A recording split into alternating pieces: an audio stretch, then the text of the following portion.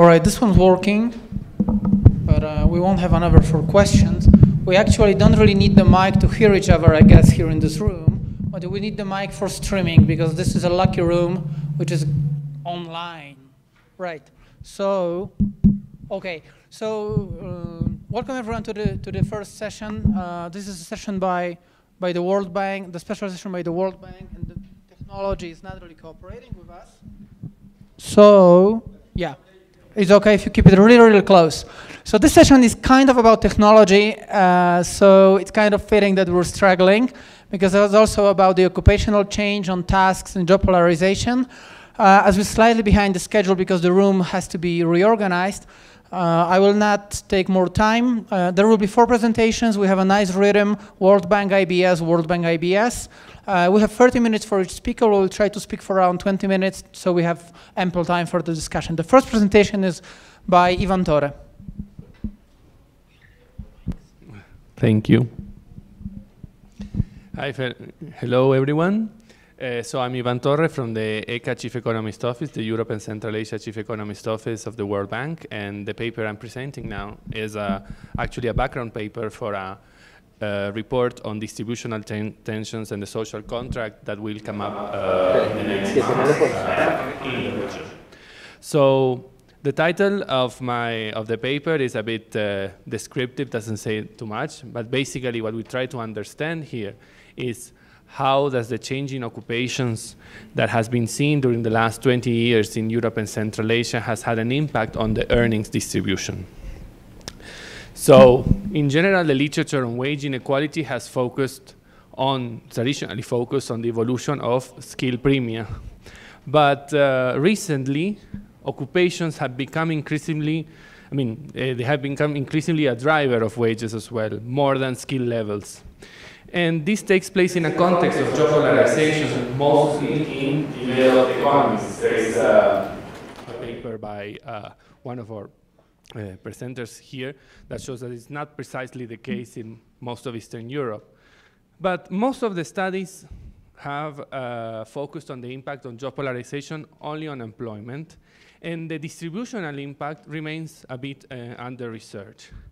And that's where our contribution comes to place, because we apply a decomposition technique to understand the evolution, to decompose the evolution of wage inequality in 7 countries in Europe and Central Asia: Germany, Poland, and Russia and Spain over roughly 20 years, from the mid-90s to the early 2010s, and Georgia, the Kyrgyz Republic, and Turkey for a shorter time span in the last, let's say, from the beginning of the 21st century till now.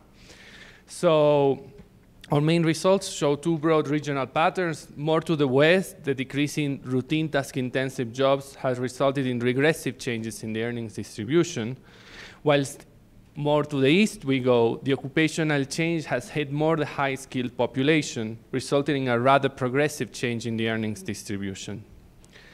So the core question our paper will try to answer is that, assuming that these trends of the routinization and changes in trade openness and new technologies are exogenous and have impacted the occupational structure, how has this change in the occupational structure affected the earnings distribution, and how much of the effective change in earnings we have seen can be attributed to changes in the occupational structure, and how much to other variables like the individual's characteristics and the returns to those characteristics.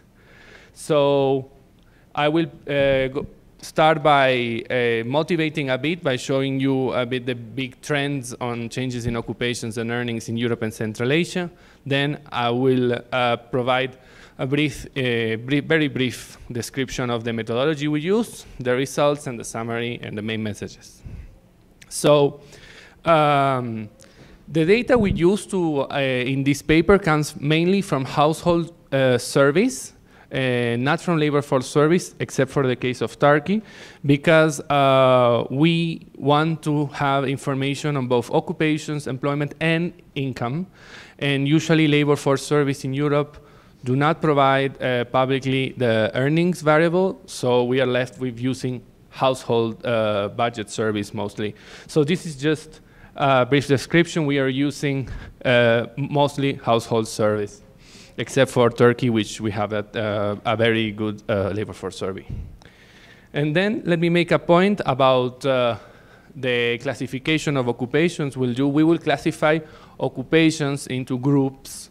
These groups are based in the relative intensity in one or other types of tasks.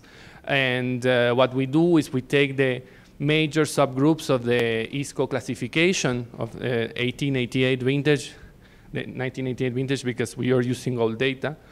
And we first rank these occupations by how they score in the routine task intensity index. We take the top third, and these are classified as occupations intensive in routine tasks. And these are, for instance, office clerks, metal machinery and related trade workers, and stationary plant operators. Then, with the remaining 2/3 of the occupations, we re-rank them based on how they rank in the ONET task content index on non-routine cognitive analytical tasks. And again, the top half is classified as occupations intensive in non-routine cognitive tasks, and the remaining occupations are those intensive in non-routine manual tasks.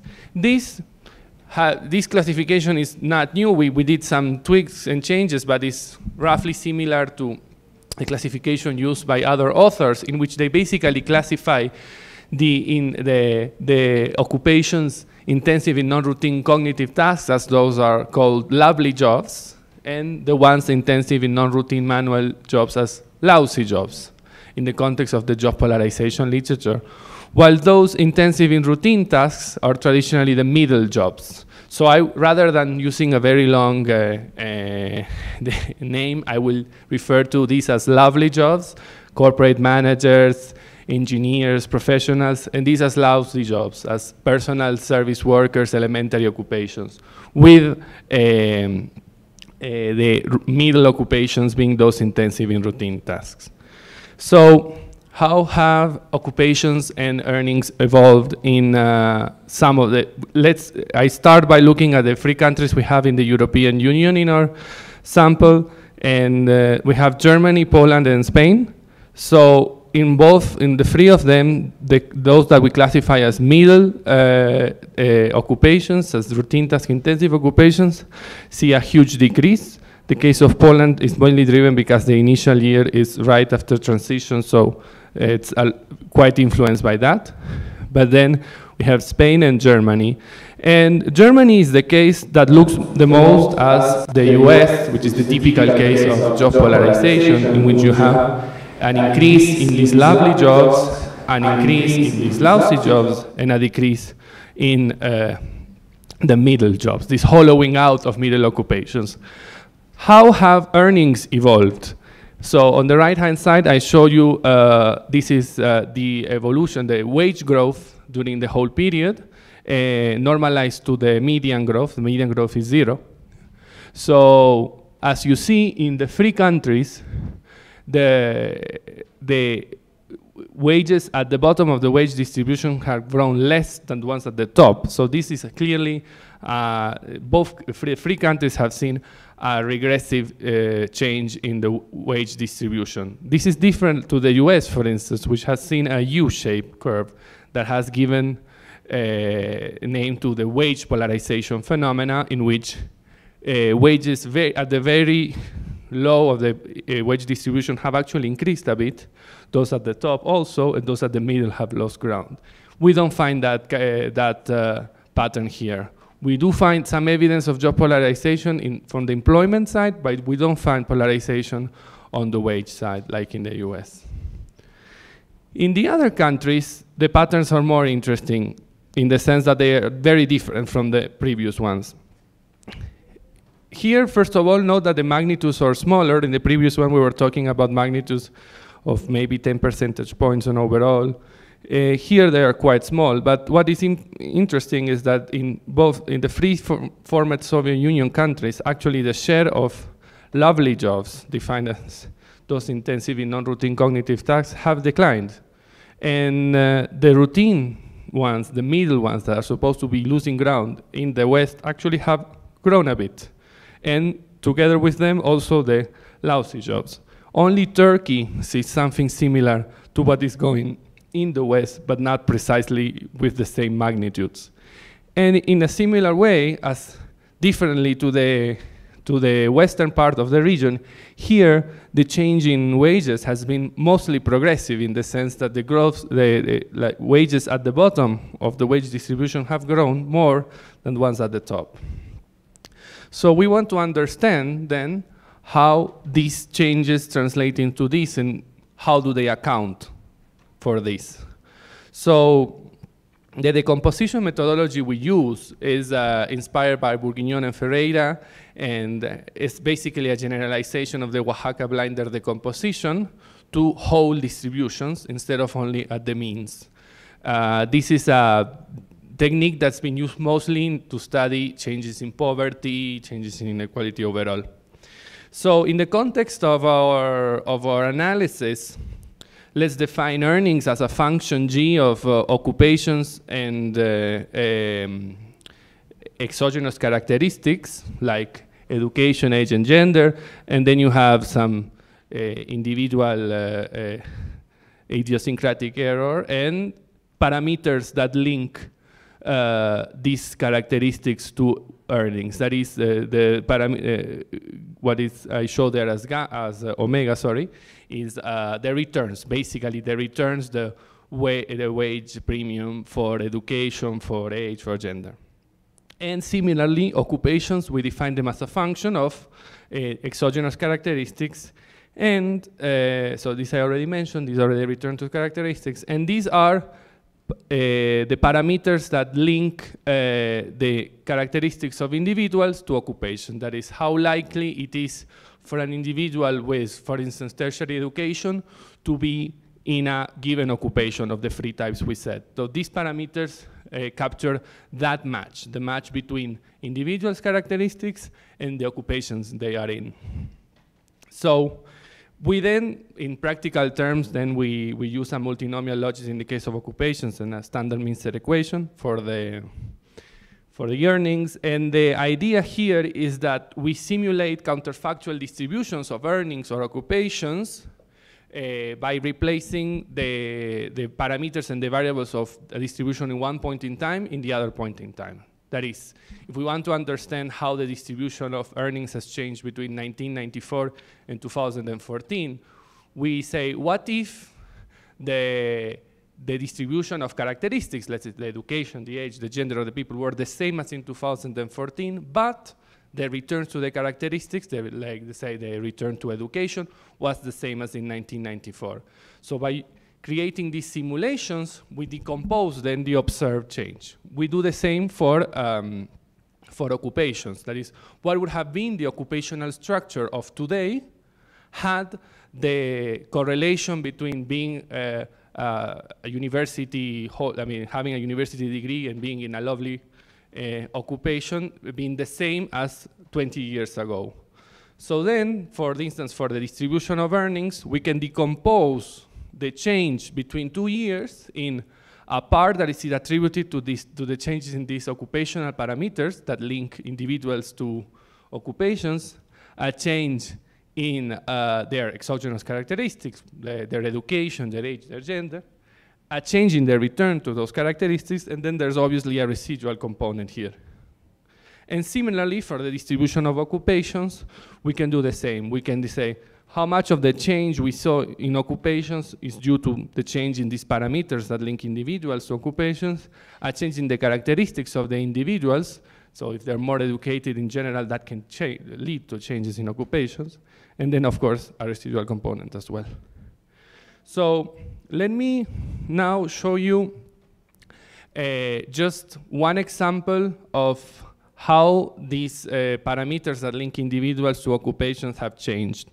So what I show here is the marginal probability, the marginal change, sorry, in probability of being in either out of employment, in a lousy occupation, in a middle occupation, in a lovely occupation, in Spain, depending on your education degree. So for instance, in 1990, holders of tertiary education diploma were 29 percentage points more likely to be in a lovely occupation than those with only secondary education.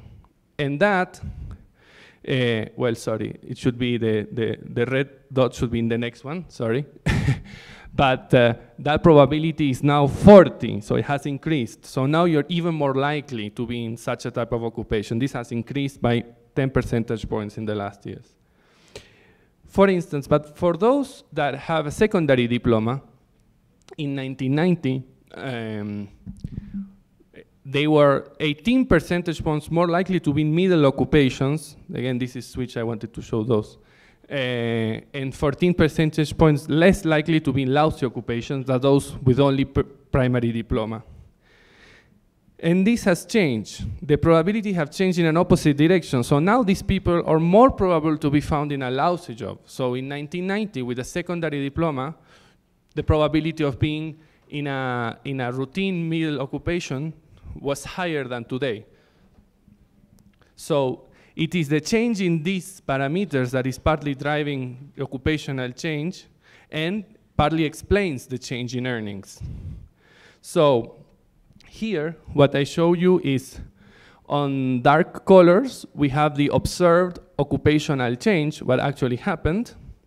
And in light colors, what would have happened if these parameters, that link individuals to characteristics, wouldn't have changed. So if only them have changed. So in the case of Germany, these parameters explain the whole thing, basically. Everything is explained by that. But in Poland and Spain, they explain a growth in lousy occupations. And then for the other part of the region, these parameters explain the growth in routine occupations, and they also explain this decrease we see in these lovely occupations. So, and then what if education had only changed and the rest had remained the same?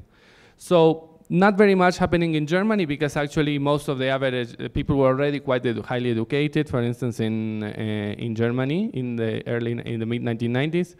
But if we're only for improvement in education and changes in age and gender, in Poland and Spain we would have seen a decrease in lousy occupations, because these are typically occupations which are for people with lower skills. So if only education had changed, we would have seen a bigger growth in, a lower growth in these lousy occupations. So we have two phenomena being pushed from two different sides. Educational upgrading is increasing these lovely occupations, and the other is driving down, increasing the number of lousy occupations. So I just go quickly here because here's more or less the same. So here we try to see, so I show you before this graph, which had the change in earnings between 1994 and 2013 for several countries. And this is, as you saw, is a regressive change. So now, how much of this change can be explained by those different components? So in blue, we depict the role of this occupational structure parameter change, the change in the match between individuals and occupations. And that explains quite a lot of what's going on at the bottom, and not very much at the top. Education doesn't play a big role in other characteristics. I'm just saying education for simplicity, but there's also aging and changes in gender balance. And, but returns, the evolution of premium to education and everything, have resulted in also an improvement in the relative position at the top and a decrease at the bottom. But the important thing here is the blue sign is that this occupational structure change it's quite negative for the bottom. If we look then at Poland and Spain also, again the same. The role of occupational structure parameters is basically very negative for the bottom and slightly positive for the top. In the eastern part of the region, however, you see there's very limited role for occupational change there. So what we saw of this progressive change in earnings is explained not very much by occupational change, but actually change in returns in wage premia to different characteristics, namely education, which in these countries have decreased. For tertiary education has decreased, at least in most of these countries. So in the end, what is the summary of this? So in terms of what can we learn about occupational change is that the increase in the West, in the increase in lousy occupations, let's say, can be explained by the change in this match between individuals and occupations, whilst the increase in lovely occupations is explained by educational upgrading. And in the East, the growth in the middle occupations and the decrease in these lovely occupations is again explained by the change in this match between individuals and occupations.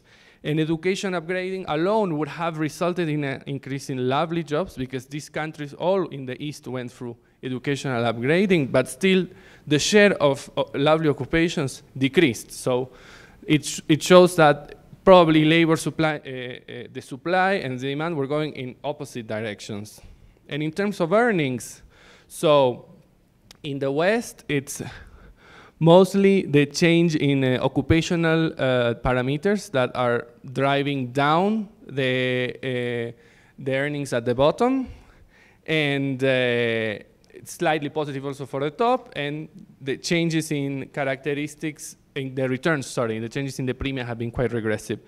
And in post-Soviet countries and Turkey, occupational change in terms of changes in earnings doesn't have a big role, but is rather the changes in wage premia that explain the evolution in earnings, with occupational change going on a separate track.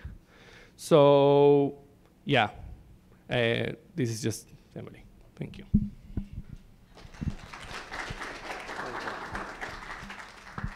All right, we have about 10 minutes for questions. I hope we'll have a mic for questions, but it doesn't seem the case. We can. No, because we do back and forth, or we can take a few. Yeah, so that's probably what we can do. We can take a few questions, and then I'll give you the mic back in a couple. Hi, thank you for the interesting presentation. I actually have a clarification question. I didn't understand what you call the changes in the occupation structure parameters, whether that is a compositional change or is something that is related to the returns to those occupations, or you are lumping the two things together? Albert, another one. I think it's going to be nicer, this is intimate, if anyone will be like introducing themselves for asking the questions, so we know each other better for the rest of the event. Albert Park. I think I was introduced earlier at the plenary. I'm just curious about how you interpret the change in the occupation structural parameters, just because it seems like those are also going to be driven by wage changes and returns changes. So, you know, it's even the story you're suggesting that if the returns to skill change, then the choices that educated workers make are going to be different. They're going to start to diversify across other occupations. And so it just seems hard to interpret decomposed in this way. I understand the structure of the decomposition, but it seems like maybe we'd learn more from a more traditional kind of thing about the returns to skill and what are the demand and supply factors that are affecting it.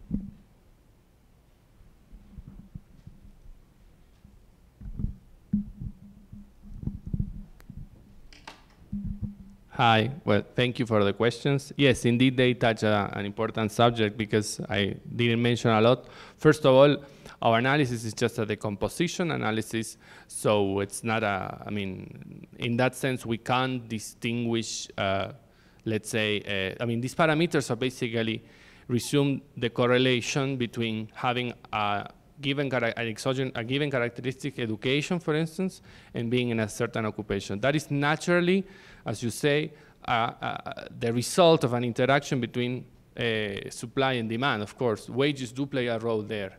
People choose differently. So in this sense, what these parameters capture, again, is simply the match between individuals and occupations for a certain characteristics. And I don't want to give it more of a supply-demand interpretation because of this precise factor that is it's a result. You know, it's the outcome of the matching process. So I can't distinguish what is driven by labor supply, what is driven by labor demand. The thing we why do we do this?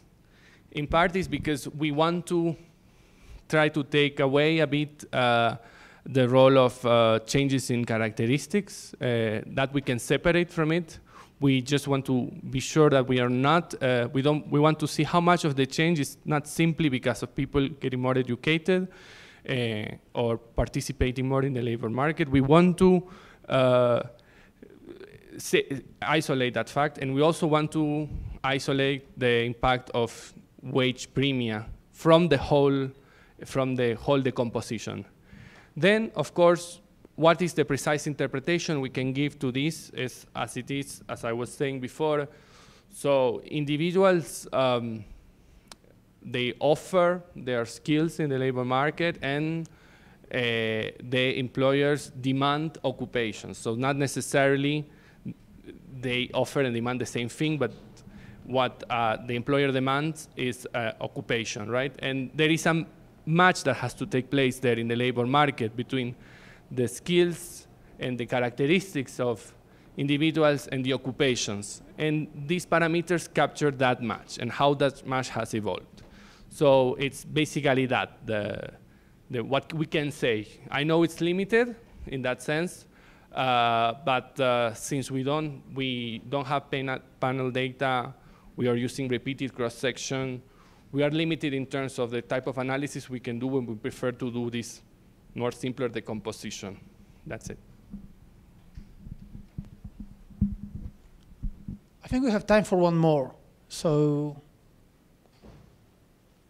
I will have one. I'm still kind of surprised by the fact that in a couple of the post-Soviet countries like Georgia, the share of the lovely jobs has declined. So have you looked like, was it the absolute number declining as well, or just a share? And if it's just a share, how would that play with the formal, informal changes? I may wonder that maybe some of the lousy jobs were just informal or non-reported back in the days, and just there. So that's more of a statistical artifact than the deep change on the labor market. Yes, thank you very much. We have in the paper we make mention to this. So what I show there is changes in the shares over wage employees. Wage employment has increased in this country. So if we look at absolute numbers, I think in almost all of them there is a small increase in lovely jobs. So in absolute terms they have increased, but the others have increased much more. What we do see is that in many of these post-Soviet countries, the wage distribution of occupations was very different. So these lovely jobs, as we classify them, were not at the top of the income distribution, but rather in the middle or even slightly to the bottom. So highly skilled people were paid quite low and moved to middle occupations, which are at the top of the distribution there. That's it.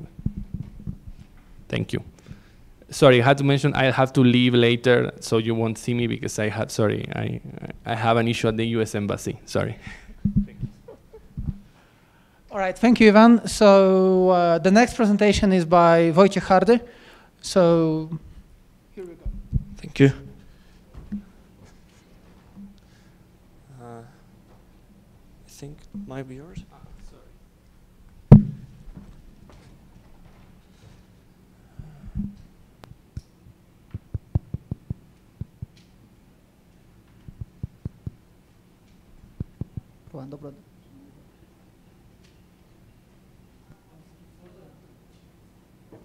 Już mam. Okay.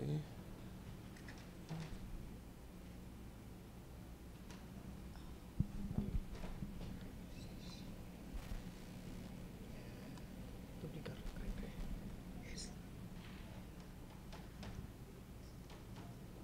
great. Thank you.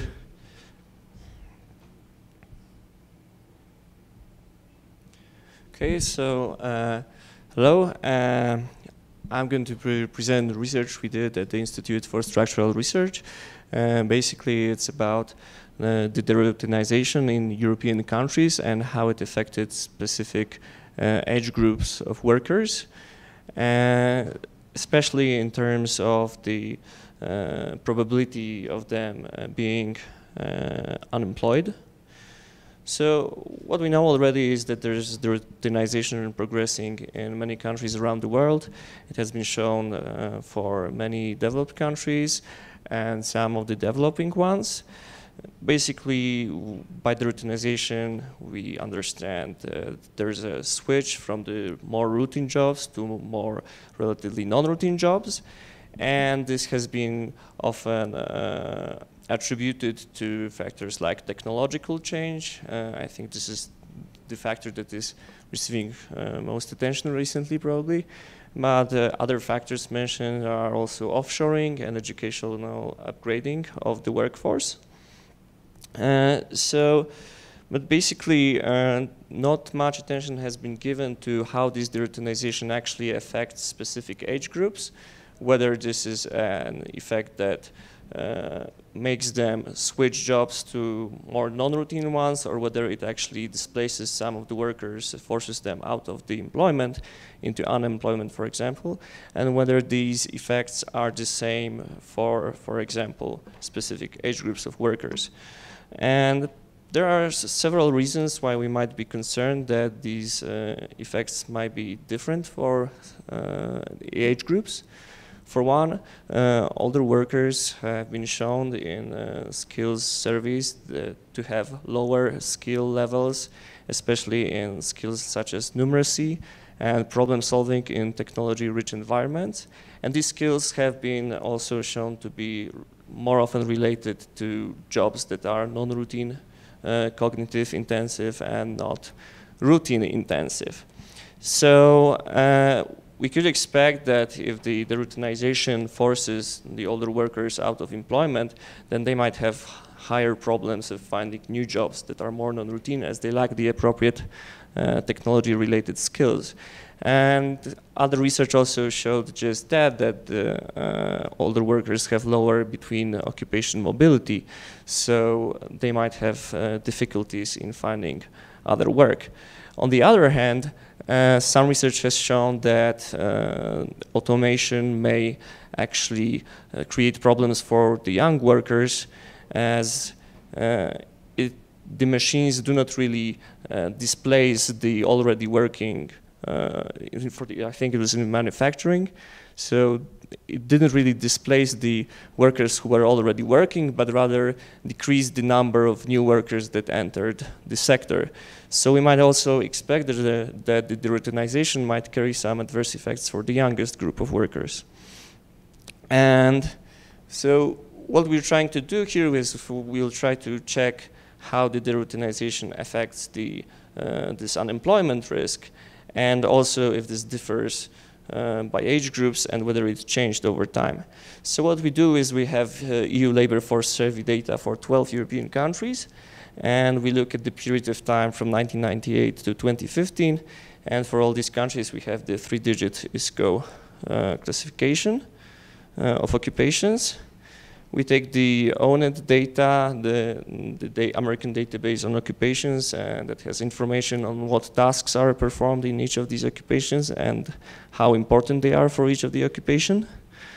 And we merge these data sets. We create the standard, the popular task content indices, so non-routine cognitive ones, routine cognitive manual ones, routine and non-routine. And we did this for each country separately, standardizing each country separately, and we look at the patterns. So just to show you briefly how these measures behave in our data, we have then increase of non-routine cognitive tasks. It's the same for analytical and personal for all the countries in our sample. And the changes are a bit more mixed for routine cognitive tasks. Basically, the old member states have experienced decreases in routine cognitive tasks, while the new member states, some of them have actually experienced increases in the routine cognitive task intensity, and this is something we also tackle in one of our research papers. When we look at more CE countries, this is actually true for most of them. And for manual tasks, we see decreases for all these European countries, and this is true for both routine and non-routine manual tasks as defined by this framework. So now what we try to look is whether these changes were different for specific age groups. And we basically see that this deroutinization process was much stronger for the prime-aged workers. So here what we do is we do a panel regression where the task content intensity is the explained variable, and the explaining variables are time trends, basically. So what we see, and we do this separately for each age group, and on the graph you can see the estimates of this time variable. So basically what you can see is that non-routine cognitive tasks have actually decreased slightly for the youngest workers, increased much for the prime-aged workers, and not so much for the oldest workers. And the routine cognitive tasks have actually increased slightly for the youngest and oldest workers, but decreased for the prime-aged workers. And the routine manual decreased for all workers, but they decreased more for the prime-aged workers. So to sum up, you can see that the prime-aged workers basically experienced higher increases in non-routine tasks and more negative decreases in routine tasks. So the routinization was happening at a much faster pace for these age groups. So to make this analysis somewhat easier, we aggregate these 5 task indices, actually four of them, to a measure of routine task intensity, which basically says what is the relative importance of routine tasks. So the higher the value, the more routine tasks there are relative to the non-routine tasks within an occupation. So the RTI index text takes highest values for low-skilled occupations, craft and related trades, machine operators, elementary occupations, and it takes lowest values, negative values for the high-skilled occupations, so legislators, managers, professionals, etc. And with this measure, we estimate regressions for each country separately with 2 explained variables. One is we take a look at the change in the mean age of workers within an occupation. And the other one is we look at the change in the share of each age group of workers within an occupation. And the explaining variables are the routine task intensity in the beginning of the studied period. So basically we want to check if the occupations that were more routine intensive in the beginning, whether they experienced higher or lower perhaps changes of mean age of the workers in those occupations. And we also include the change, the general change of the share of an occupation within the workforce. So what we find is that first, that the mean age of workers has increased much more in occupations that were relatively more routine task intensive in the beginning of the period. And this effect is positive in all but one country in the sample and is significant for most of them.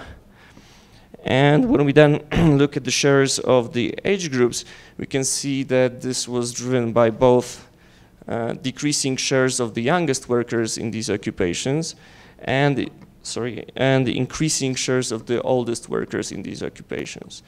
So we can see that there was a large change in the ages of workers in the more routine intensive occupations.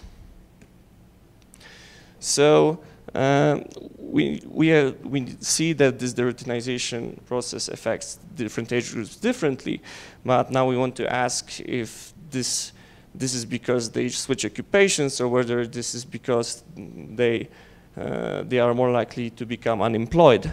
And then we also we check this by age groups, and we also check whether this changed over the period that we study, so from 1998 to 2015.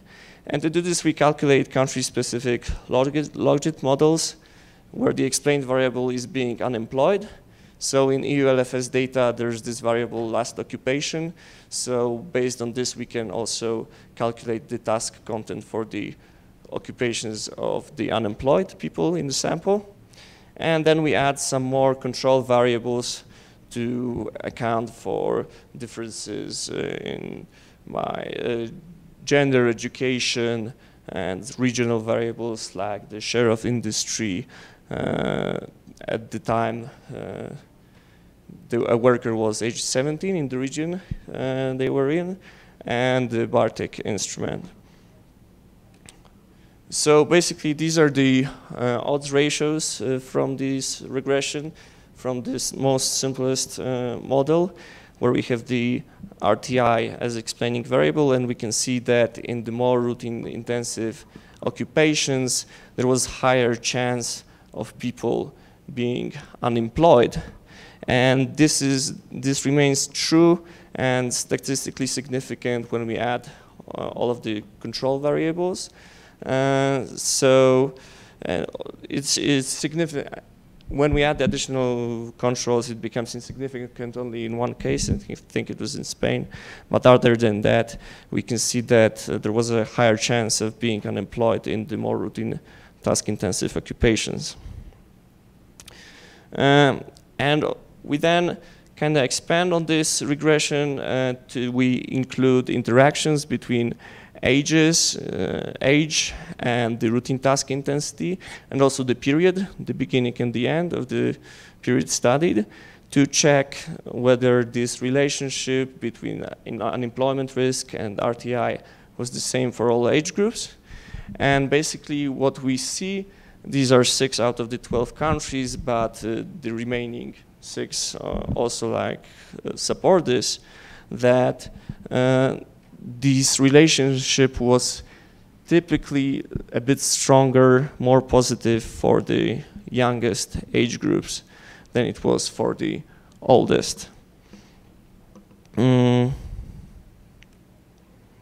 So knowing this, just it's difficult to say how exactly this changed over time, because it varies from country to country, but what we want to see is how much significant it is in the economic sense. So we want to look at how these factors actually contributed to the unemployment rate over the studied period for these countries. So we calculate predicted unemployment rates at the beginning and the end of the period, and we decompose the change between the beginning and the end of the period into the contribution of the change in the distribution of RTI, the contribution of change in the distributions of other explanatory variables that were included in the model, and the contribution of change in the coefficient expressing the relationship between RTI and being unemployed. These are the same countries that I've shown 2 slides backwards. And so basically what we see is first that this contribution of the change in the distribution of RTI was negative in all cases, but it was small in comparison to the contribution of other factors. And it was probably negative because we have the routinization going on, so we have lower shares of routine intensive jobs, which are more likely to lead to unemployment. But when it comes to the change in this coefficient of RTI, we can see that it has actually contributed quite much in this decomposition. And moreover, we can see that it was positive in most countries. It was out of the 12 countries, the contribution of this change was negative in 4 of them and positive in 8 of them. And we can also see that it was typically more positive for the younger groups, age groups, and to the younger prime age workers than it was to the oldest workers. And in countries where there was overall increase in unemployment rates, like for example Belgium or Spain, here we can see that this contribution was larger, more positive for the youngest workers. And in countries like, for example, Germany or Poland, where there was a decrease in unemployment rates, we can see that this contribution was less negative for the youngest workers. And as regards to the changes of the distribution of other variables, they have also contributed much, but it's actually comparable to the contribution, or even lower to the magnitude of the contribution of the change of this relationship with the RTI. So to kind of sum it up, we take a look at the progressing the routinization in European countries. We identify the typical patterns, that there's a shift from manual to cognitive work. And with routine cognitive, it slightly varies between countries. And we have shown that the prime age groups actually experience this change more strongly than older and younger groups. The routinization was happening at a much faster pace in these groups.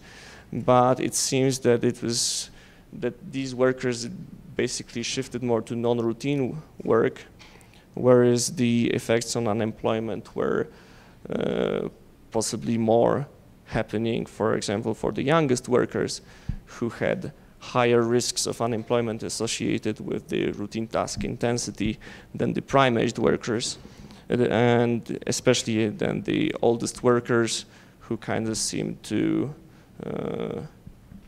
more often remain in the routine task intensive occupations.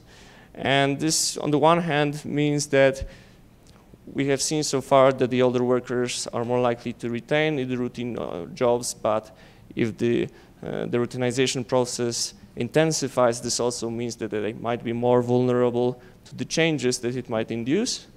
And on the other hand, we see that the youngest workers face a growing unemployment risk when they enter routine task-intensive jobs. So it's also important to teach the new entrants skills that are necessary to conduct more non-routine work. And that's all. Thank you. All right, Wojciech, thank you for being actually ahead of the schedule. So we have time for questions, and we're catching up with the time schedule a little bit. Hi, thanks for the presentation. One question or one comment, if you can address it, like the change you've shown. I'm wondering whether it's actually it's more a cohort phenomenon, in the sense that it's older cohort, that is now old cohort of individuals that are the ones doing the routine task-intensive tasks, and eventually when they will retire, these occupations will no longer exist. So I'm just wondering whether it's more than an age, it's a more a cohort phenomenon, the one we are seeing, just that.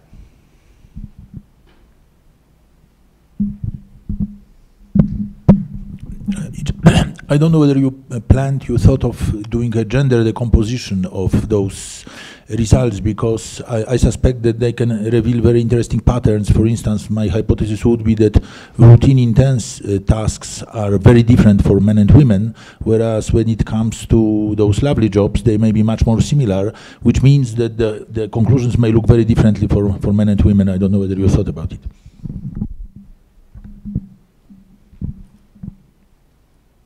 So let's take two more. Yes, thank you for your presentation. My name is Amanase Oiro from Kenya Institute for Public Policy Research. My question on the routine intensive tasks. It will be expected that the older cohorts would lose jobs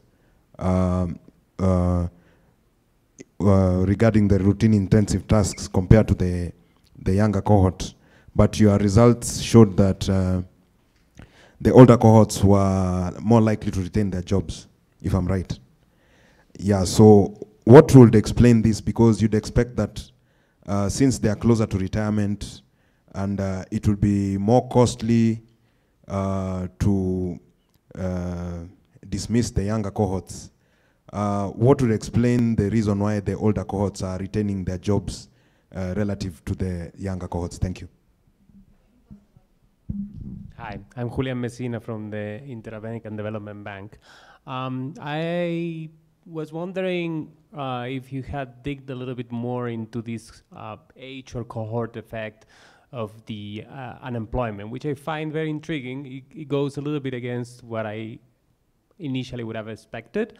I'm wondering in particular whether the young workers are leaving routine jobs because they know that these jobs are in decay. So this is more of a frictional unemployment phenomenon. So one way of looking at this would be to actually try to separate more long-term unemployment effects of routine versus short-term unemployment effects. I wonder whether you've done some of that.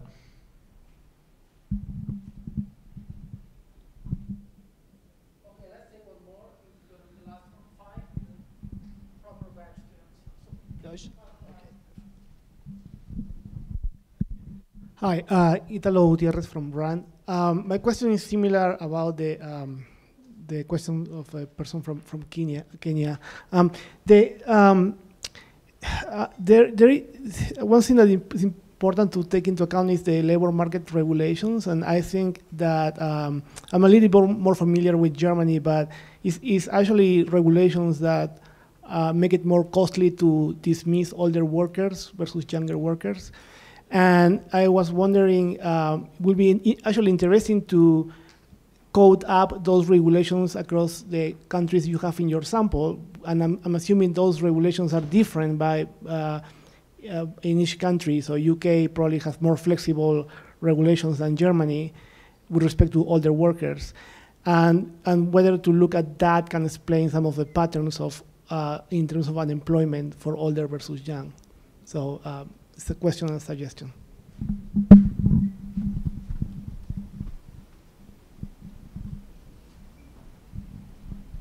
Thank you. Okay, lots of good questions. I'll try to answer them as best as I can. Thank you. So, regarding the, okay. So there is a question about why the older workers are more likely to retain the routine jobs. And I think it might be because several factors. One is, like mentioned, the possible labor market regulations that make it more costly and more difficult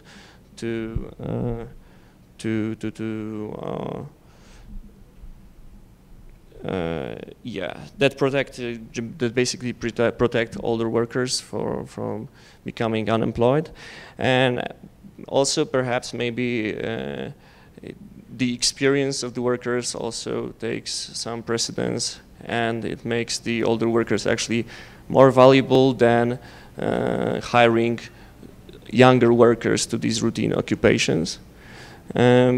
But I think it would be worthwhile to take a look at how these employment regulations differ between countries to see if this perhaps correlates in some way with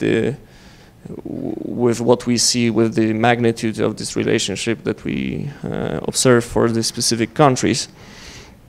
And about the young being less likely to enter the routine task-intensive jobs, I think we would see that there's a larger contribution of this change in the distribution of routine task intensity among the younger workers. If this was the case, if they adapted, but we actually see that this is more like an increase in the relationship between the RTI and the probability of being unemployed. And one thing we should probably note is that we actually only, for the youngest, we actually only observe these RTI values for the workers who had some previous occupation. We can't observe it for those who haven't worked so far. So this rather shows that these are actually young workers who already entered some routine occupation and they have become unemployed afterwards.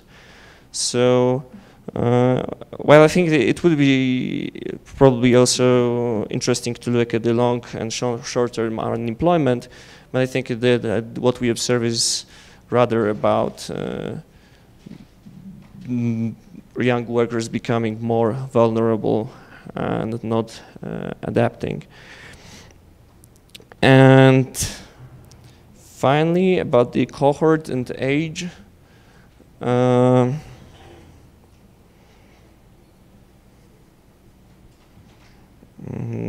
had an argument in my mind and I just lost it. But yeah, feel free.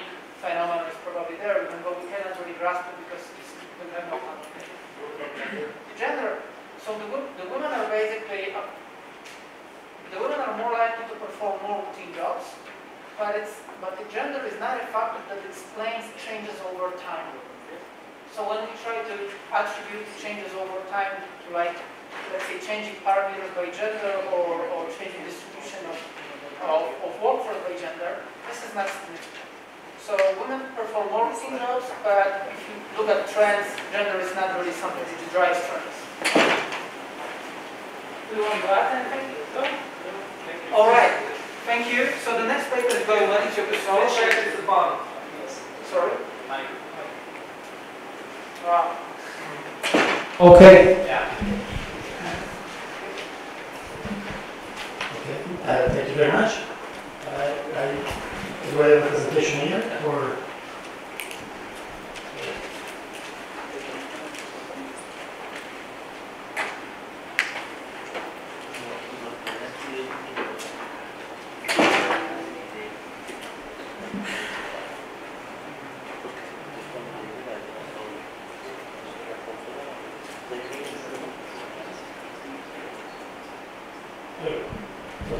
Thank you very much.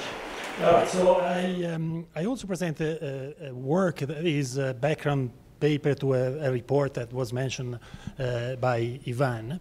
We look at something different here. What he was looking was specifically to this session, the polarization of occupation and the effects on wages. But we look at related issues of job tenure in European countries, and we do look at that because together with polarization, there are concerns about job stability, and one way of looking at job stability is looking at the duration of an employment with the same employer.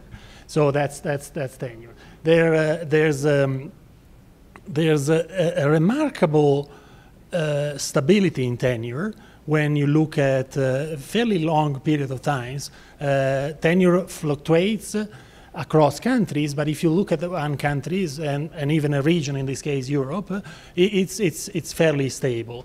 And but there is this sense that the labor market is transforming. Polarization is one clear transformation, and so there is the sense that that there is more instability, but it's not immediate to catch it in the data. So what we do here, we take a life cycle approach. So we go back to this story of age and cohorts and time effect, and we try to figure out whether tenure has been changed for cohorts that are born more recently at the same age. So in other words, my father at my age had a much longer tenure than me at my age, and my daughter will have a shorter tenure at my age. So at the same age, the cohorts are experiencing lower tenure. And indeed, there is some evidence of that, and we document this more carefully, or we try to document it more carefully for a fairly long period of time in Europe. And in addition to that, then we try to not only measure, but try to see what are the potential drivers, why, what has changed that may explain that. This is purely descriptive, so I can't claim any causality, so don't ask me about that, but I'll just a big caveat here. Okay, so let's keep this for, there's quite a bit of literature that you probably know because you are in labor economy, so I don't need to go there. But let me give you the preview of the results. Okay, so this is, if you have to remember three things, these are the things that I want you to remember of the presentation. Okay, so the first one is that there has been a decline in Europe for the younger cohort, and that decline is about 1.5 years. What is that? Is it a lot? On average, Europe has 10 years, a tenure for the whole population in a specific year around 2010 was 10 years. I'll show you a graph in a moment. So 1.5 years is 15%, so it's quite a bit. I'll show you the trend. And the trend is rather robust, even when we split the sample in different ways, and we split it in ways that the criteria is time consistent. So we split it among women, among countries and education, stable characteristics, and the trend is going down independently of that. So there is not a composition story. And even if when you look at just the permanent, there is, you may think, okay, if there are more temporary workers, these temporary workers' share of total employment increases and they have lower tenure, the overall tenure goes down by a composition, but that's not the case either. Then finally, we find evidence among our drivers, we find evidence that globalization, it's a big thing. That's a lot of different ways of defining it, but basically the shock coming from being more integrated in the global economy is one factor that is associated to reduction of tenure. The job protection is also an explanatory factor or an association, as a strong correlation with that. And a little bit lower growth is behind this. The fourth one that is missing here from before the first slide is that we try also to see whether automation, the ICT content of jobs, has something to do. And for now, the results are inconclusive, so we don't have anything there. Okay, let me show you the first graph. Now, this graph is misleading a little bit because it seems this is tenure for the whole region, the 29 countries of the labor force service in Europe. And it's an average per overall population for all these 20 and something years. It's misleading because it seems, oh, it's increasing tenure, but look at the scale. It's a very small scale of the axis. So it's has been stable. This is mainly because of the job, because of the recent crisis, which is tenure is sensitive to the cycle, and when there is a downtrend, normally tenure expands. But it's been fairly stable. Now, what happens when we go to the tenure, to the life cycle approach? Okay, so first define define the cohort as T, and we define these tenure, these cohorts by age in 5-year brackets. We can't do a yearly age. The LFS doesn't allow you that. By education, by year, when we observe that, and we have these 20 cross sections, by gender, by country, and by not exactly the year they were born, but which year when they are 20 or 25. Okay, so that's the way we define the cohort.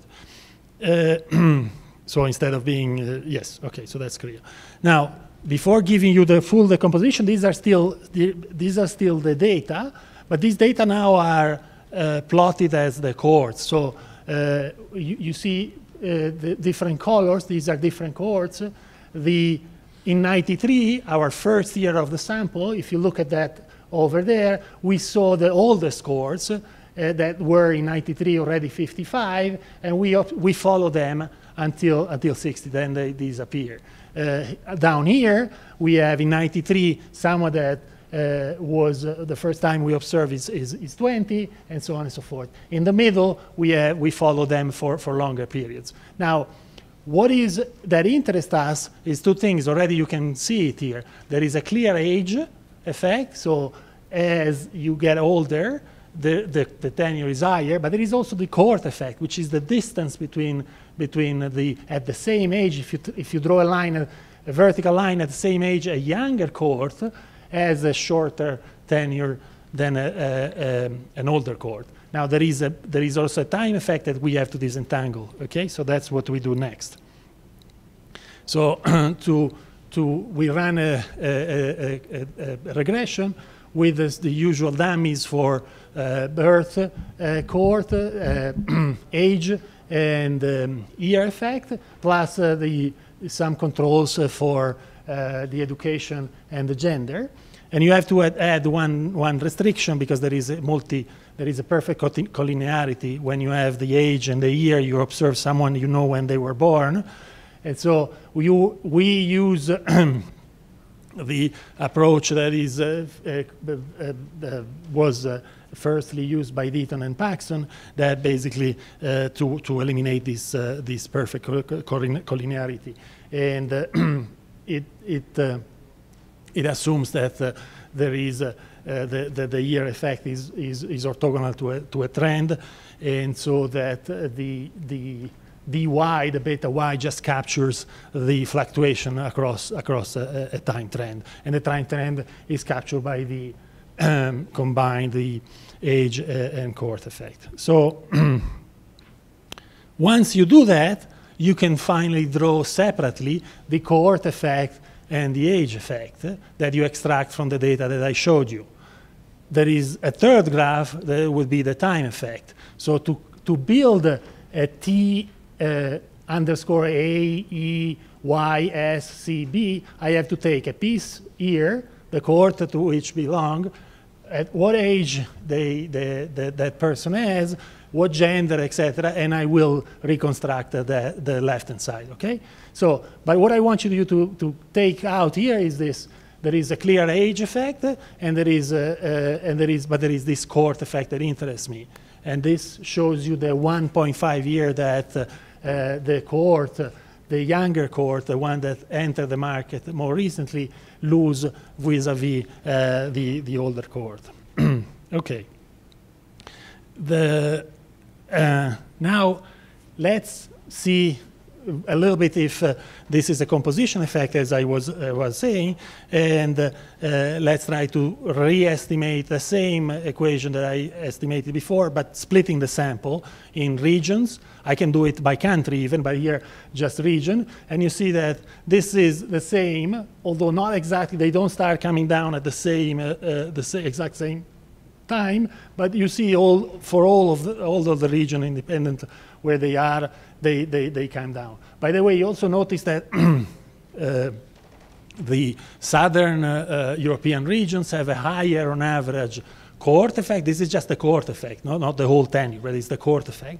But it's higher than the northern country, which we know, and the literature tells you a lot about that is because stricter labor regulation, and so the labor market is less flexible, which translates into a higher tenure. Now, interestingly, by gender, now you would, what was that? Red? Oh, okay, thank you. I saw it very quickly. Thank you very much. So the one could think in terms of composition again. Okay, so it is known that women have a less attachment to the labor market, or tend to enter and exit more than men. So since the participation of women has increased in Europe, then you would again combine a low tenure group with a high tenure group, which brings you down the mean. But actually, look, during the period when the participation of women has increased, is a period where also the tenure of women has gone up. So there's no, and when men and women reach about the same level of tenure, then the cohort effect begins. So again, it's not a composition story, which I find that quite interesting. The education level, okay, so this is a little trickier, but it's not, it's again, if you look at the cohort effect, it's the same. Now, why the high skill have lower tenure? Well, because again, everything is measured with respect to one cohort, which is the 2025. So at 2025, with respect to someone that someone that doesn't go to school, these guys are still at school. So if you measure them, then they have 4 less years than someone that has begun working before going to college. Okay, so clearly this seems lower than the above, but these are parallel. But then if you add to the high skill, high education, you add the age effect and look at the scale. This is a bigger scale than that. Very quickly, when you combine tenure with the age, the cohort with the age, the high skilled have longer tenure. But what I want you to, besides all these mechanics, what I want you to notice is that there is again no necessarily a composition effect, because every cohort, every type of individual comes down. So, and also for what I said at the beginning, for the permanent worker, which is the top line, these cohort profile is similar. Okay, so there is a strong evidence that there is this decline for the younger cohorts, that it's not due by this composition effect, neither by education level or gender, etc. And so we go to the next step if we can explain anything with these structural variable. Okay, so how do we do that? Now, we have these variables, these sets of variables that I mentioned: globalization measured by trade openness, job protection, the growth rate, and these capital intensity in ICT capital services for workers. Now, all of these variables are annual variables, so they're not cohort variable. Okay, so I have to transform these into a variable that is specific to a cohort. How do I do that? Well, it's not obvious to justify it, but there is a bit of the scarring literature that whatever the environment you find when you begin your labor market experience affects you long term. So what we do, I'll show you in a moment, is looking at what was the trade openness for the first 5, 10, 15 years, or you can take the whole life period. But if you take the whole life period, you have to have these variables extended very for about 100 years. So it's not that easy. Okay, so that's how we transform these variable into cohort-specific variable. I'm almost done. So this again, the specification, and now the difference is that, as I said, instead of using dummies, which were these, and the dummy is free. The dummy just capture the cohort effect, so it's the less constrained variable that you can use. Now, instead of using a dummy, we use a series of these variables. And we use the average for the first 10 years when they enter the labor market to capture their cohort. Now, let's see how these dummy perform, and here are the results for those dummy. Now, I don't have time to go into the detail of this table, but look at just the first column. If I look at the average of what has happened in openness, what has happened in the employment protection, and what has happened to the growth level for the cohorts that I observe, the first coefficient transforming in about 2 years. Okay, so if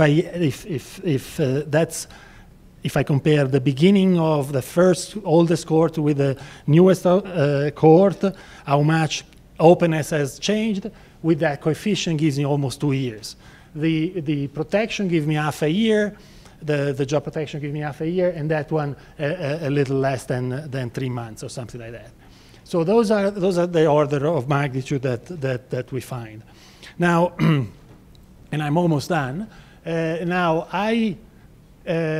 there's a little technical point here that in the initial estimate I didn't have the beta, the dummy differentiated for country, but here I do. So I have as many betas for as many cohorts and countries, and likewise that. So what I do here in this graph is, okay, I show you the red dots are the dummy, the unconstrained dummy of the cohort effect. And as you can see, they are coming down. It's not so easy, but they are those cohort effect that comes down. And the blue dots, which I can do for some countries, are, instead of using a dummy, I use the structural variable. As you can see, that's not a real statistical test, but they do fairly well. These structural variable playing the role of the dummy replicate almost exactly what the dummy does. Okay, so I don't go to the robustness check. The conclusion you saw, and I'm done, you saw that's the same slide as before. Remember these three things. We find a cohort effect in tenure, and indeed there is more instability. Myself with respect to my father and my daughter maybe will have a shorter tenure. This is not because of composition.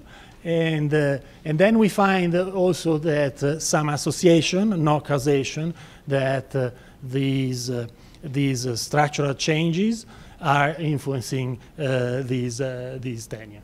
And I am done. Thank you. All right, thank you for being on time. So, questions, please. I'm gonna start with you and then Albert. Hi, I'm Sri Lakshmi. I'm from the Gender Innovation Lab at the World Bank. I guess something you didn't really talk about is sort of why, as in why, and some of the literature I've read in terms of the Generation X and Generation Y, and the kind of historical aspects of things where, you know, maybe your parents' generation grew up in a time where the world wars or the wars were happening, and so their aspect of what it means to have a job is different from when you're older. Maybe there's more fear around not having and the risk of shifting from one job to another. So I was thinking, fear. They're fearing sort of moving from one job to another is risky. And so there's a lot of fear in terms of, you know, when they were told that to climb the ladder was the thing to do, and promotions within a job, versus maybe as generations have shifted, it's more about happiness is the goal. So the thoughts of how this could, it's not necessarily, it's more about what are people really seeking? Are they seeking the happiness now? You know, maybe they were more likely to stay miserable in a job for longer, but now we're less fearful, and so we're more likely to shift.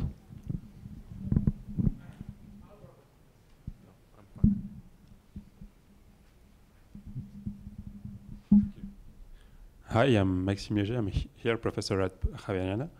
I just have a simple question on the cohort effects. So how do you control, I missed it, but how do you control for the fact that younger generation enter the labor market at a later age because they go to longer, well, initial education typically takes more time now than it used to be 40 years ago. So what I get is that it would be captured by the cohort effects, but that would not be the same meaning as an increase in job instability, right? So the fact that workers enter the market older. That's my first question. And the second being that there are some researchers in France who document polarization in terms of instability.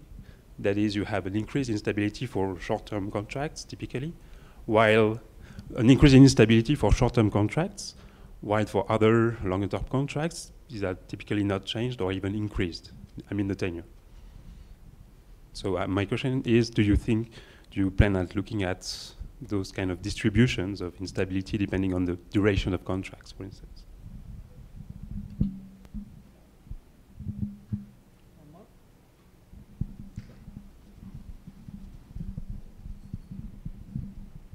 Okay, thank you. Okay, thank you. No, it's a very important question, yours, and it's. I forgot to mention an important aspect, which is why do we care about this? I mean, if it's what is the welfare implication, in other words, of this? And you have this is an important point. The problem we have with this data is that it doesn't have any wages. So we don't observe the wages, but it's very satisfactory in terms of description of occupation, description of tenure, and all of that. But in parallel, using parallel data, when you look at the life cycle evolution of wages, what you observe is that the experience premium has come down. And it can be linked to tenure. So I explain it more clearly. Every time you change job, you basically lose your experience premium. You start again with a new employer as the new kid in the block, and you have not proven to the firm your value. You haven't benefited from an increase in your wages, and so you lose every time you switch jobs. And so if I were to graph to you the wage progression of you have age on the horizontal axis, and on the vertical axis you have your wage. These are all curves that are going up, upward sloping. But again, for the younger generation, the slope will be flattening. So it can be that now we are less fearful of changing, where the culture is more, but there is a strong welfare effect that is associated with longer tenure. Longer tenure, you get an experience premium that you lose whenever you. And there are reasons. The reason behind that the firm invests in you, and if you move all the time, they don't invest in you. So there is beyond the factor that you mentioned. That is important to know about this. Now, in terms of the other two questions, I start from the last one. If I understood it correctly. We look at the okay. So there is a problem in being in a permanent versus or an open-ended contract versus a temporary contract. Is not a characteristic that is invariant across time. So you can be the same person. I am in a permanent contract now. I exit, and then I'm on temporary. Then I get back, etc. So you can't follow people. Unless you have a real panel, it's difficult to disentangle that. But what we do is looking at just a group that has always permanent contracts, and that group, for that group, even if the composition may change, some people may exit, but that group, also for that group, is going down. So we control indirectly for that. The second thing that you mentioned is whether we take into account for different cohorts what happened because the younger cohorts have to stay at school longer. You can do that if you have a very long cross. So now again, we don't have panel, we have cross section. If you have a very long, and we do already have a 25 years period where you from 92 to 2012, 13. So there, instead of looking at people as we do, you could look, okay, what are all the people that are that at 40, born in different periods, at 40 have the same tenure. So you would isolate just a strict age group and see at 40 every different cohorts, and you see if there is a difference. Obviously, the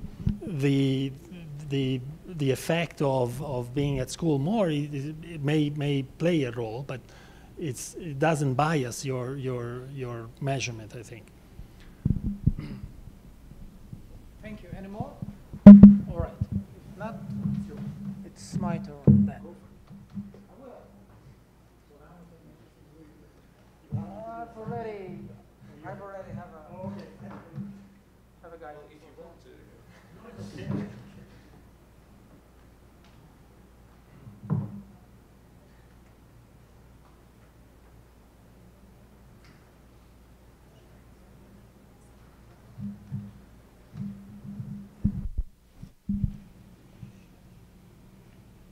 All right, so the final presentation in this session is probably the first one that actually shows some developing countries, which I think is kind of suitable for the Jobs and Development Conference. And it's a joint work by myself, Albert Park, Wojciech Hardy, and Du Yang from Chinese Academy of Social Science. And in this paper, we want to look at as the title says, the global distribution of routine and non-routine work. And then so we're going to look at tasks, but what the aim of this paper is to propose some new measurements which actually allow country-specific measurements of occupational contents. So just briefly, this is a slide from this is a graph from the David Autor Prize 2013 paper, which shows how the evolution of worker tasks in the US. So most of you know that graph pretty well. The non-routine are increasing, and these are usually aligned with the technology progress and the fact that the non-routine tasks are complementary to the technology, whereas the routine cognitive have been declining from the early 70s, and the manual have been declining as well, and the theory says that these are being replaced by technology. So tasks are actually quite convenient to understand how technology impacts labor, in particular considering that in most of the studies we actually don't observe technology. So people often look at tasks and say, well, if these tasks are changing, this is probably technology driving it. And tasks are usually measured with ONET. So the first two papers in a session by Ivan and by Wojciech were based on ONET. So ONET is an American database which provides characteristics of occupations, and the Autor Acemoglu 2011 typology suggests that we can categorize occupation along these margins and to calculate for each occupation a vector of tasks, task contents, which are actually based on these tasks items. So this is actually quite important because we tend to talk about non-routine, and then, you know, we may think what's non-routine in a very different way, but the measurement is actually defined by this table, right? So like non-routine analytical is about whether you analyze data, information, think creatively, and interpret the information for others, right? It's not about anything else. This is just measured by these three. So, and as ONET is well, ONET makes America great again because it's the only survey like that in the world, the only database like that in the world. So when people try to analyze different countries or do cross-country research, they quite often match ONET with other data sets, usually labor force service. We've done it in the paper, Ivan done it with Mauricio in our paper, and many others. Hughes et al., Omar Arias and colleagues in the World Bank report.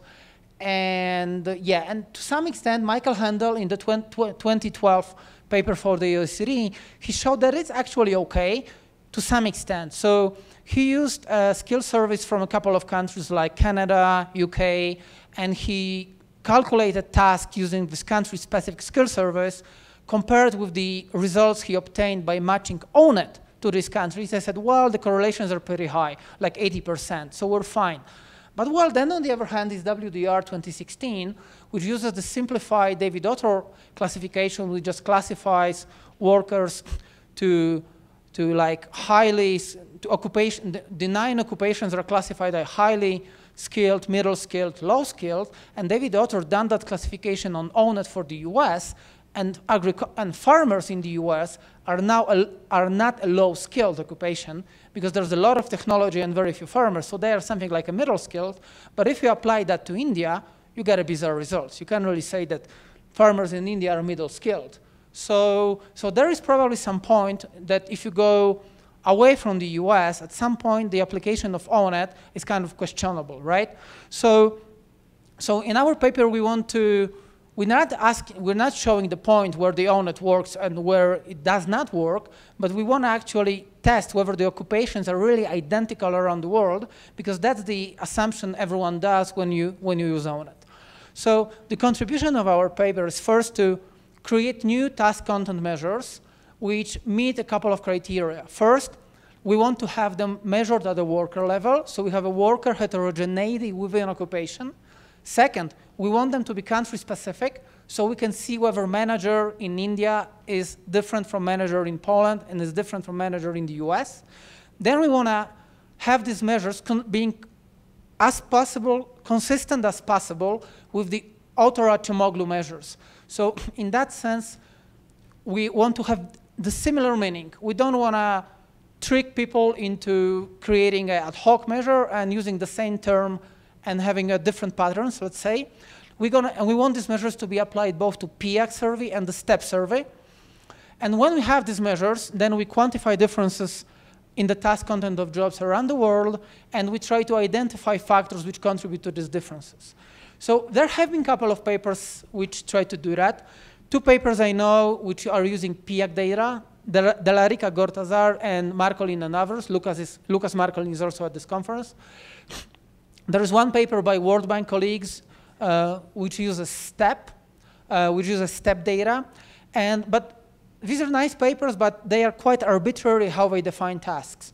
So if they don't validate their measures against existing measures. And this is something we want to do. So when you look at their results, you never really know what's the difference due to different construction of the indicator and what's the difference due to country-specific measurement. So there are 2 degrees of freedom and just one difference. So we want to minimize the difference in the definition and maximize the difference in the country-specific measurement.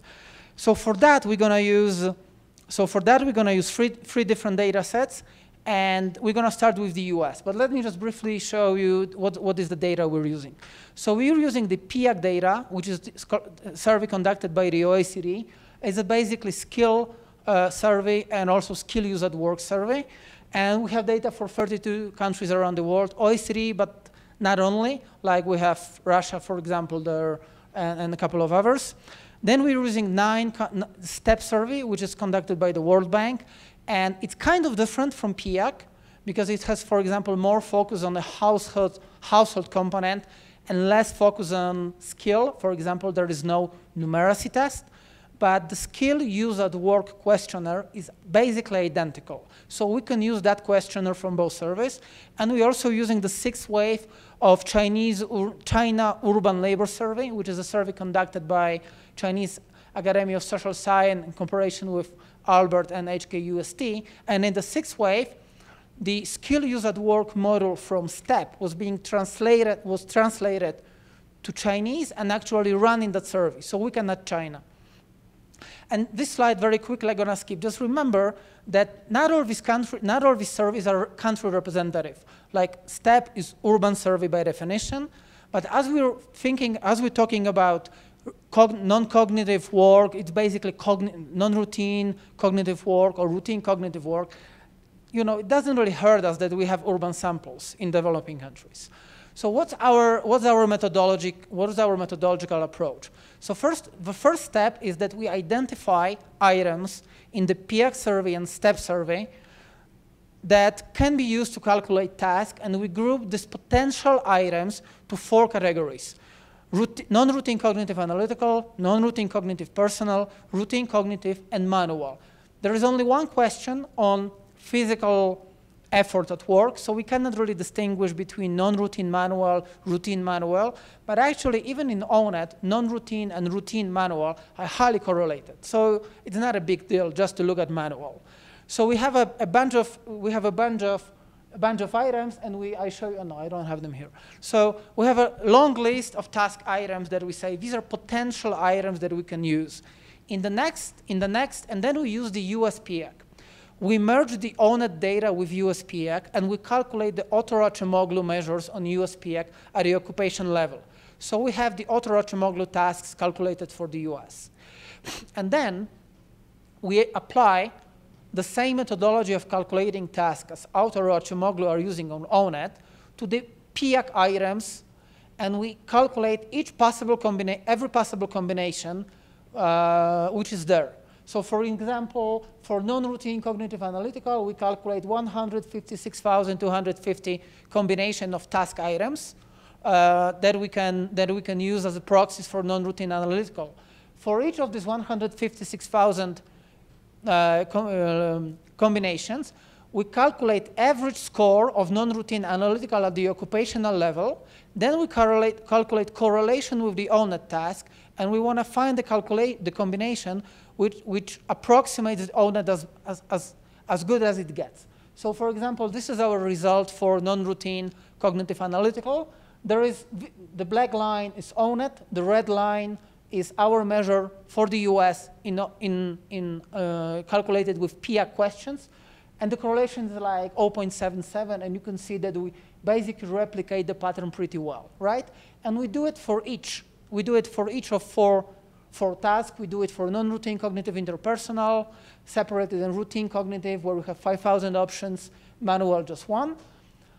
And these are the definitions that we left with. So for non-routine cognitive analytical, we approximate them with reading news, reading professional titles, solving problems, programming, interpersonal, supervising, presenting people. And so these are these lists.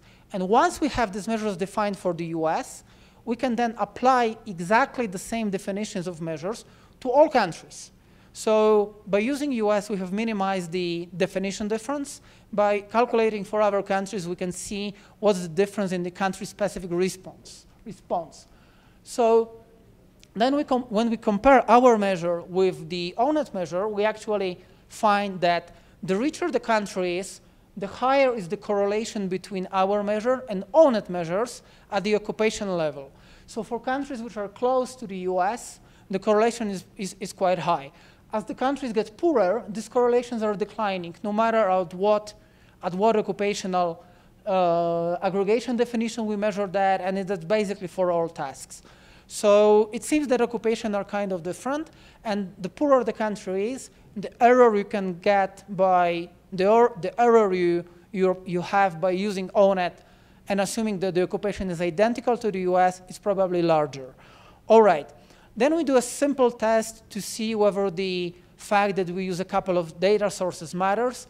So we regress the score at the worker level against basically a dummy on step and calls, so the different data source. And then we find that once we control for skills of a worker and the GDP level, the data, there is no significant impact of like a data source. So we can use both countries in both data sets in one example.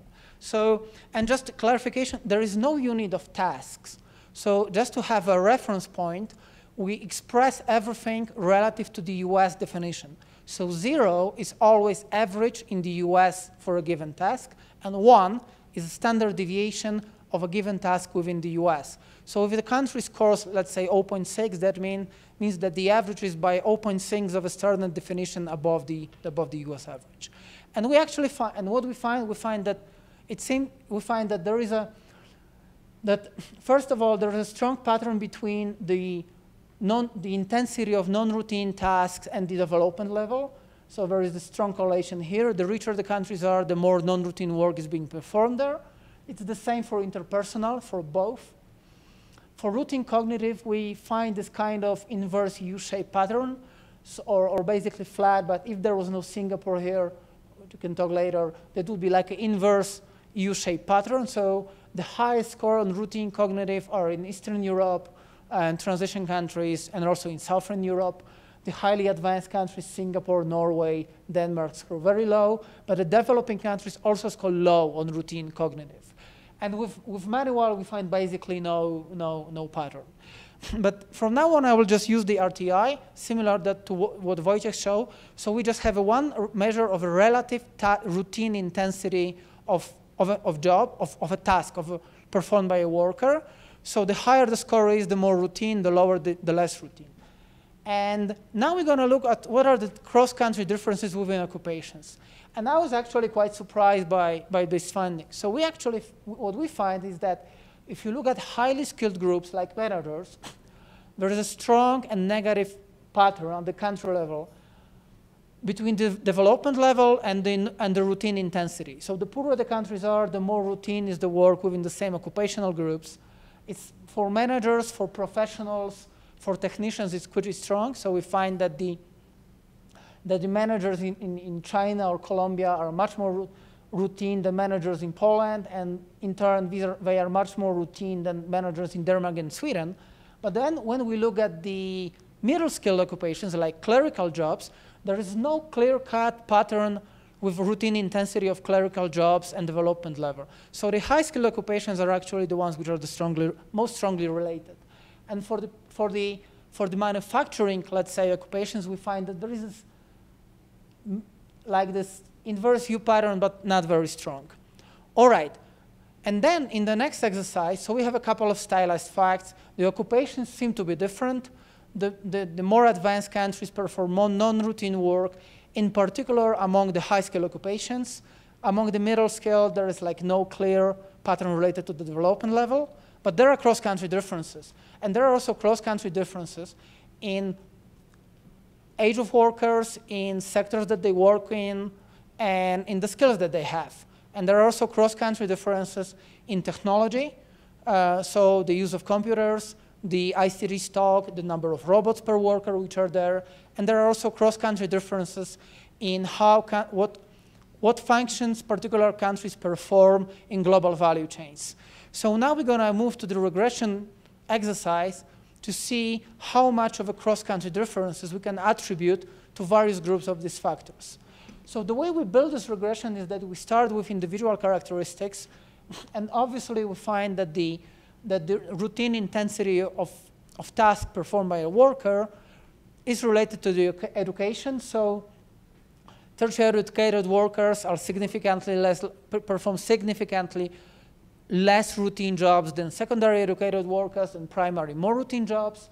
When we control for occupation and sectors, these effects become smaller, but they don't disappear, they're still significant.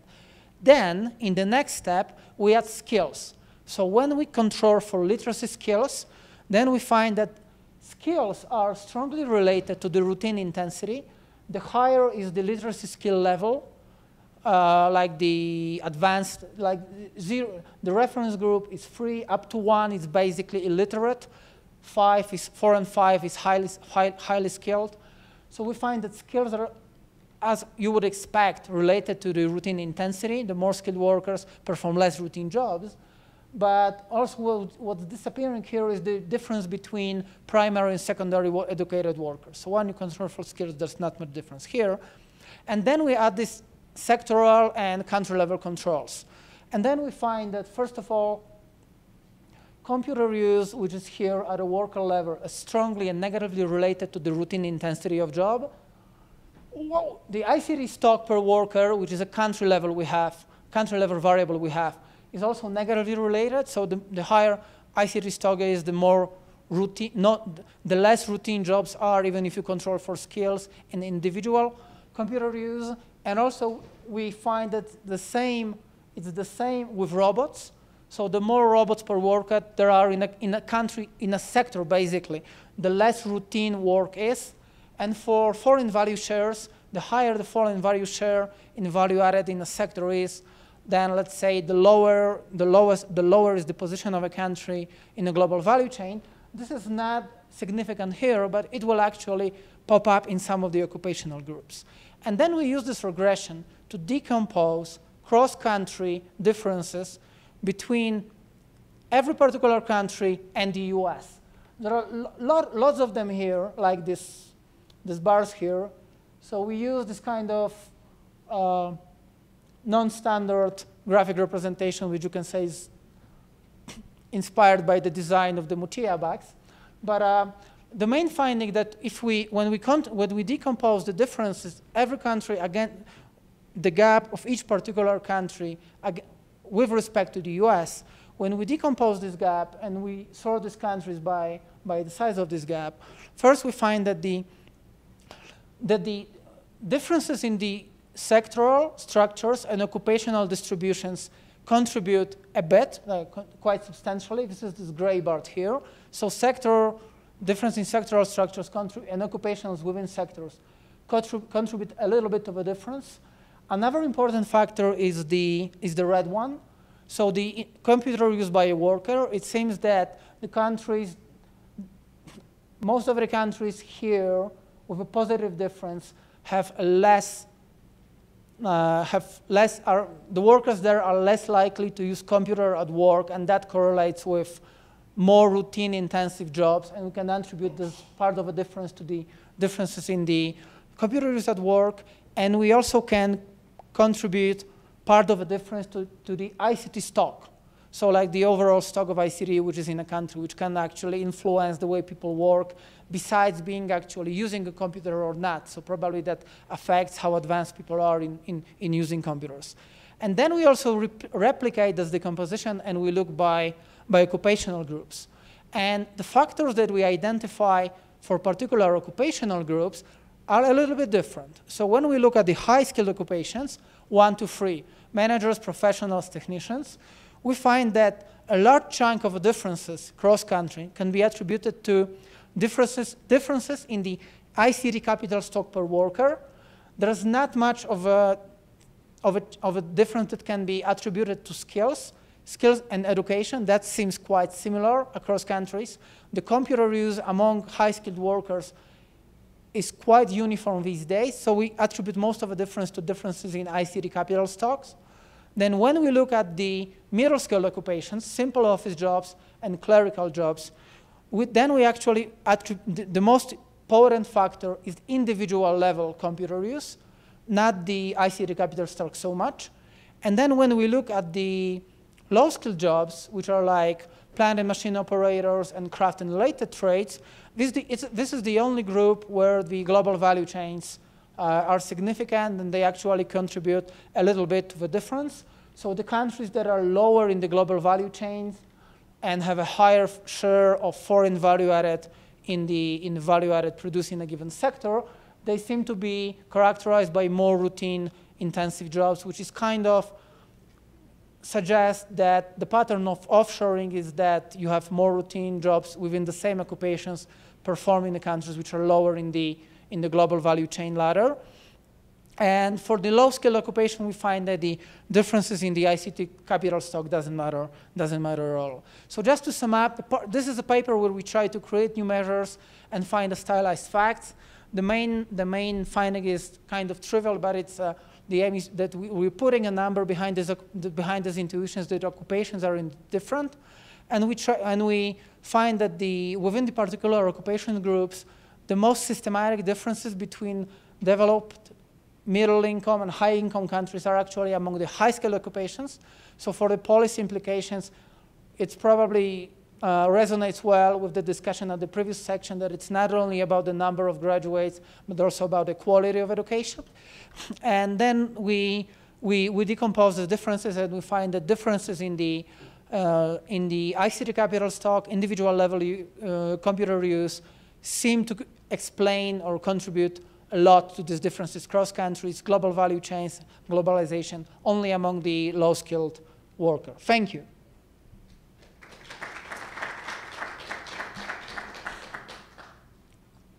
Are there any questions?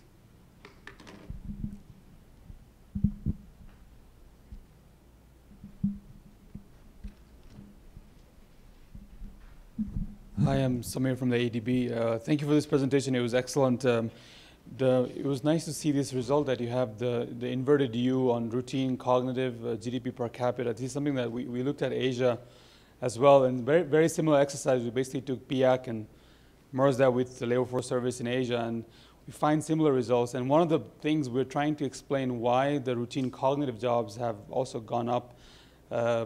Maybe it's because of rising incomes or increasing demand. That was one of the explanations we have come up with. Can you talk a bit about that particular chart? Any other questions?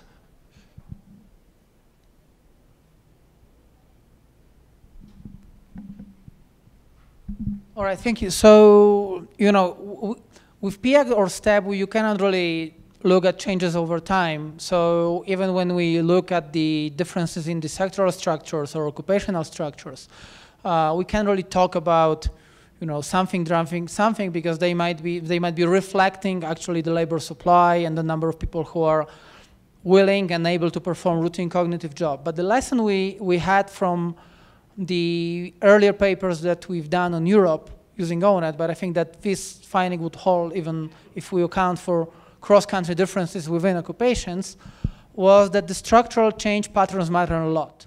So we found that in Europe, the Eastern Europe and Central Eastern European countries have experienced rising intensity of routine cognitive jobs, and we find that this was largely attributable to the structural change patterns. So the declining agriculture and the fact that there is increasing employment in services, and at the same time, these are quite often simple service jobs. And in Eastern Europe, you can clearly track that to transition, because when communists collapsed, then the private sector was just not there. So probably the total number of invoices that you issue is each week in these countries, it's much higher than it used to be 25 years ago, and the process is still being done, not by machines, but by middle-skilled people using Excel, so assisted by computers. So that pushes the routine cognitive pretty high. So I think that's the pattern of the structural change, and the fact that with the kind of flat employment in manufacturing, maybe it's simple services which quite often attract let's say, the flow of the gross reallocation of people out of agriculture. I think we've run out of time, so it's time for lunch. So thank you very much for joining our session, and see you later.